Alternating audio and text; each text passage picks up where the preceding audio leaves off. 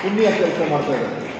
ಅದು ಇವತ್ತು ಮಾಡಿದ್ದಾರೆ. ಮತ್ತು उनके बेटे भी प्रशांत अग्रवाल वो भी उसी तरीके से आगे बढ़ रहे हैं और इस संस्था को आगे लेकर जा रहे हैं और लोगों को सेवा कर रहे हैं.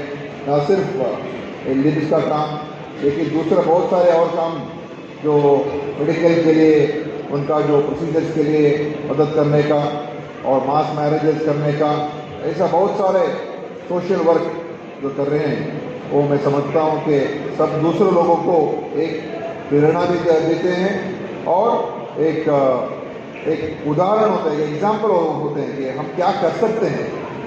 ನಮಗೆ ಮನಸ್ಸಿದ್ರೆ ಮಾರ್ಗ ಅಂತ ಹೇಳ್ತಾರೆ. ಮನಸ್ಸು ಮಾಡಿದ್ರೆ ಏನು ಬೇಕಾದ್ರೂ ಮಾಡ್ಬೋದು.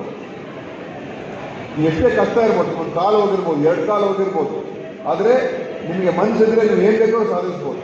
ಅದೇ ನಮ್ಮ ಉದ್ದೇಶ. ಆ ಸ್ವಾವಲಂಬನೆ ನಾವು